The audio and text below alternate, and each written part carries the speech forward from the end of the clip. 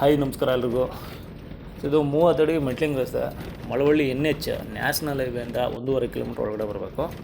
So ಇದೇ ಥರ 30 ಅಡಿ ಇದೆ. ಒಂದು 100 ಮೀಟ್ರ್ ಮಾತ್ರ ಈ ಥರ. ಇದು ನಕಾಶೆ ರಸ್ತೆನೇ, 15 ಅಡಿ ಅಗಲ ಸಿಗುತ್ತೆ. ಬಟ್ ಕಾರು ವೆಹಿಕಲ್ಸ್ ಎಲ್ಲ ಬರ್ತವೆ, ವಿಸಿಬಲ್ ಇಲ್ಲ, ಬುಷ್ ಬೆಳ್ಕೊಬಿಟ್ಟಿದೆ. ಸೊ ಇದಕ್ಕೆ ಅಡ್ಜಸೆಂಟ್ ಆದಂಗೆ 4 ಎಕರೆ ರೆಡಿ ಇರ್ತಕ್ಕಂಥ ತೋಟ ವಿತ್ ಫಾರ್ಮ್ ಹೌಸು.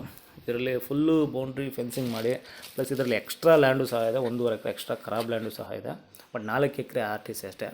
ಸೊ ಇದರಲ್ಲಿ ತೋಟದ ಮನೆ ಓನರ್ ವಾಸಕ್ಕೆ ಅಂತ ಕಟ್ಕೊಂಡಿರೋದು, ಪ್ಲಸ್ ಅಟ್ಯಾಚ್ ಲೇಬರ್ ಮನೆಯೂ ಸಹ ಇದೆ. ಇದಕ್ಕೆ power connection, own TC, 2 borewell, canal water ಸಹ ಇದೆ.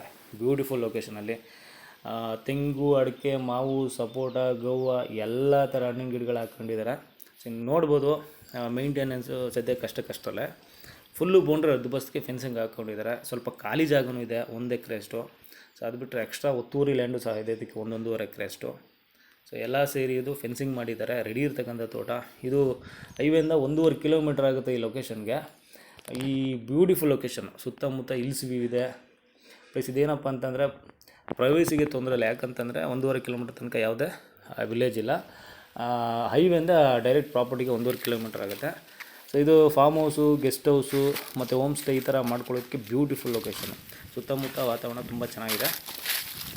ಹೇಳ್ದಂಗೆ ಎಲ್ಲ ಥರ ತೆಂಗು, ಮಾವು, ಅಡಿಕೆ, ಟೀಕು, ಸಿಲ್ವರ್ ಓಕ್ ಎಲ್ಲ ಥರ ಗಿಡಗಳು ಹಾಕಿದ್ದಾರೆ.